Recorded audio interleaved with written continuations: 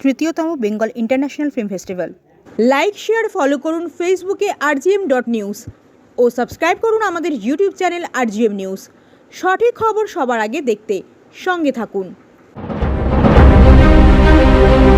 তৃতীয়তম Bengal International Film Festival বাংলা আবার সংগঠনের আয়োজনে শনিবার থেকে শুরু হচ্ছে বেঙ্গল ইন্টারন্যাশনাল ফিল্ম ফেস্টিভ্যাল।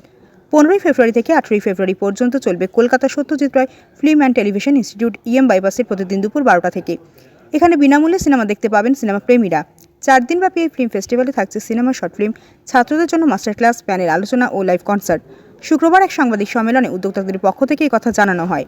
অনুষ্ঠানে এদিন উপস্থিত ছিলেন বাংলা আবার সংগঠনের চিফ মেট্রন কাঞ্চন ব্যানার্জি, ফিল্ম ফেস্টিভ্যালের ফেস্টিভ্যাল ডিরেক্টর এবং পরিচালক সংঘমিত্রা চৌধুরী, সংগঠনের সভানেত্রী হৈমন্তী ব্যানার্জি, জেনারেল সেক্রেটারি প্রীতম সরকার, ইভেন্ট ইনচার্জ সৌম্যজিৎ গাঙ্গুলি, অভিনেতা অনিন্দ্য পুলক ব্যানার্জি এবং পণ্ডিত মলার ঘোষ সহ অন্যান্য বিশিষ্ট ব্যক্তিবর্গ।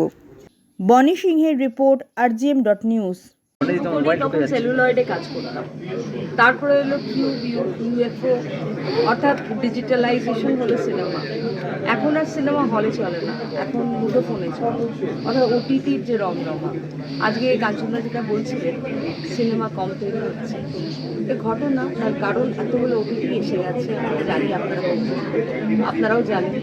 তো ওটিটিতে সিরিজের কাজ শুরু হচ্ছে, যেইগুলো কিন্তু ইম্পায় নথিভুক্ত করা হয় না। অর্থাৎ ইম্পাতে যেগুলো নথিভুক্ত হয় ছবি, সেগুলোই আমরা জানতে পারি ছবি হিসেবে তৈরি হচ্ছে। কিন্তু এরকম ছোট ছোট প্রচুর শর্ট ফিল্মের কাজ হচ্ছে, প্রচুর ওটিটির কাজ, সিরিজের কাজ হচ্ছে, কাজ কিন্তু বন্ধ। এই বছর তো আমরা বেশ কয়েকটা ভালো ছবি পেলাম, সন্তান, খাদান, এগুলো পরপর অনেকগুলো ছবি, আমার সব নামগুলোও মনে নেই। তো ভালো ছবি হচ্ছে, কিন্তু ছোট বাজেটের যে প্রচুর ছবি হতো আগে, হল রিলিজ হতো, হলই তো বন্ধ হয়ে গেছে, তো রিলিজটা হবে কোথায়? অতএব ছোট বাজেটের ছবিগুলো সব বন্ধ হয়ে গেছে।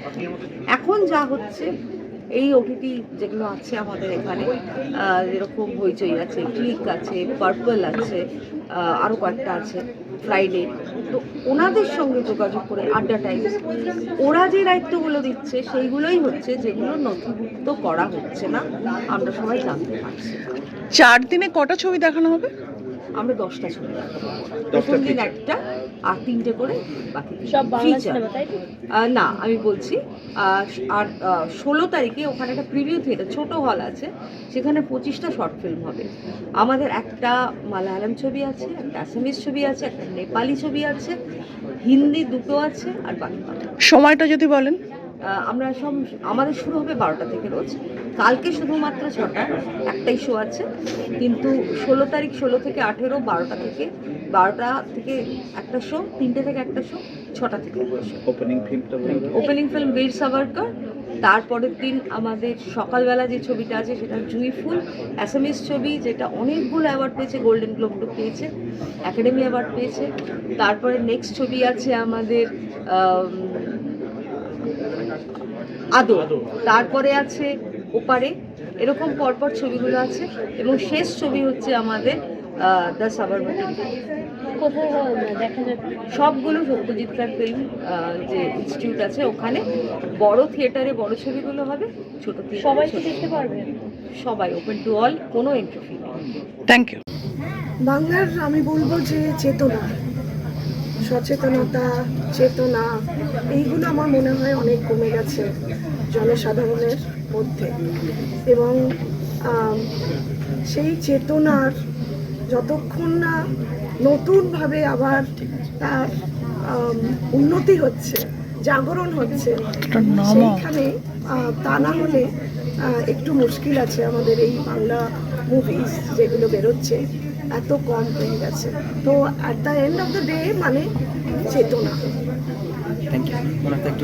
কমার্শিয়াল সিনেমা করার যে ইচ্ছাটা প্রডিউসারদের, কোথাও দেখছি কমতি এসে গেছে, এবং বাংলা সিনেমার কোয়ালিটিও হয়তো নেমে গেছে, যার জন্যে বাজারেও খুব একটা বেশি চলছে না। এটাও একটা কারণ হতে পারে, আমি আন্দাজ করছি, যদিও আমি একদম নিশ্চিতভাবে বলতে পারি না।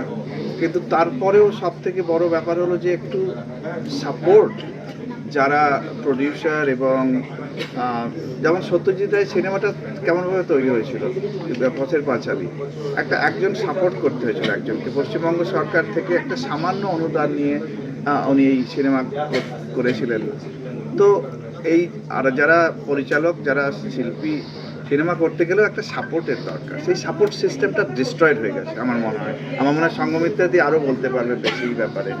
আর একটা রং যদি ভালোর জন্য হয় সেটা সব ক্ষেত্রেই স্বাগত, কিন্তু এখন বাংলা সংস্কৃতি, কৃষ্টি এটাকে এগিয়ে নিয়ে যাওয়ার জন্য সেই রংটা যদি প্রতিবন্ধকতা তৈরি করে, বা এরকমও যে রঙে এখানকার শিল্পীদের আরও উন্নতি হয় সেরকম রং হলে স্বাগত, কিন্তু সেই রঙে যদি তাদের সংস্কৃতি, তাদের কৃষ্টি সৃষ্টি বেরঙিন হতে শুরু করে, সেখানে আমাদের আপত্তি।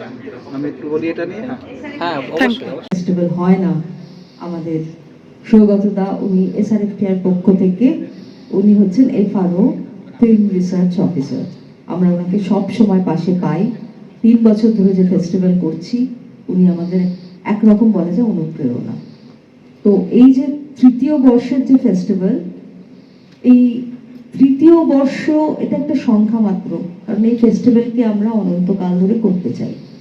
আমি যখন থাকবো না, আমার পরবর্তী প্রজন্ম করবে। ফেস্টিভ্যালের যে এখন আপনার বাড়ি, অফিস এবং দোকানকে সুরক্ষিত রাখুন টোটাল সিকিউরিটি সলিউশনের সাথে। আমরা বিভিন্ন নামি দামি ব্র্যান্ডের সিসিটিভি ও সিসিটিভি সংক্রান্ত যাবতীয় অ্যাক্সেসরিজ বিক্রয় করার পাশাপাশি সার্ভিসও প্রোভাইড করে থাকি। টোটাল সিকিউরিটি সলিউশন একটি নির্ভরযোগ্য প্রতিষ্ঠান যা 24/7 সার্ভিস প্রোভাইড করে থাকে। তাছাড়া এই প্রতিষ্ঠান দীর্ঘদিন ধরে যত্ন সহকারে দোকান, বাড়ি, কারখানা, school, nursing home, hotel, restaurant, শোরুমগুলিতে পরিষেবা দিয়ে চলেছে।